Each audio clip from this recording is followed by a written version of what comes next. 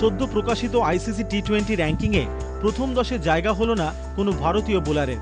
ভারতীয়দের মধ্যে সবার আগে রয়েছেন অফ স্পিনার রবিচন্দ্রন অশ্বিন, তিনি রয়েছেন 16 নম্বর স্থানে। বোলারদের তালিকায় 1 নম্বরে রয়েছেন সুনীল নারিন। ব্যাটসম্যানদের তালিকায় বিরাট কোহলি অবশ্য 6ষ্ঠ স্থানে রয়েছে। দুধাপ পিছিয়ে রয়েছেন সুরেশ রায়না।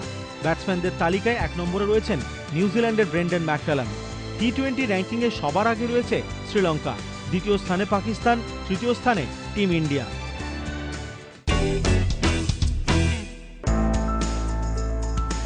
বাইশ গজে বিরাট কোহলিকে থামাতে হিমশিম খেয়ে যান বাঘা বাঘা বোলাররা, কিন্তু মাঠের বাইরে আইনি জটিলতায় এবার জেরবার বিরাট। ধোনির ডেপুটির বিরুদ্ধে চুক্তিভঙ্গের অভিযোগ এনেছে স্পন্সর নাইকি। কর্ণাটক হাইকোর্ট থেকে নোটিশও পাঠানো হয়েছে কোহলিকে।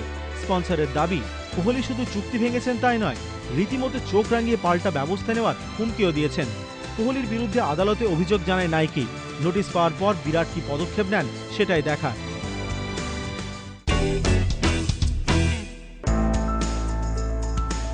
পানেসার ইংল্যান্ড জার্সির মর্যাদা নষ্ট করেছেন, বিস্ফোরক মন্তব্য করে কার্যত ঝড় তুলে দিলেন ইংল্যান্ড অধিনায়ক অ্যালিস্টার কুক। অগাস্টের গোড়ায় একটি নাইট ক্লাবে ঝামেলায় জড়িয়ে পড়েছিলেন পানেসার।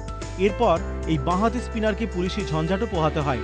মাঠের বাইরেও সময়টা সত্যিই ভালো যাচ্ছে না পানেসারের। শৃঙ্খলা ভঙ্গের জন্যই অ্যাশেজের শেষ টেস্ট থেকে বাদ পড়েছেন।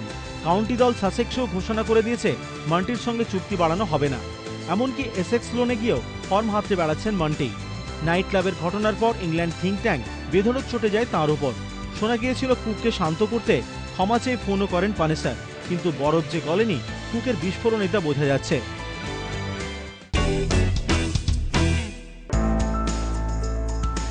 জীবনের দ্বিতীয় ইনিংস শুরু করে ফেলেছেন ওয়াসিম আকরাম। বুধবারই অস্ট্রেলিয়ান বান্ধবী সেনেইরা থমসনকে বিয়ে করার আনুষ্ঠানিক ঘোষণা করেছেন আকরাম। 12ই আগস্ট লাহোরে একেবারে নিঃশব্দে আকরাম আর সেনেইরার নিকাহ সম্পন্ন হয়েছে। ওয়াসিমের একেবারে ঘনিষ্ঠ বন্ধু আর আত্মীয় ছাড়া কাউকেই অবশ্য সেদিন আমন্ত্রণ জানানো হয়নি। নিকাহর আগে ওয়াসিমের অসুস্থ বাবার সঙ্গেও সাক্ষাৎ সেরে আসেন সেনেইরা।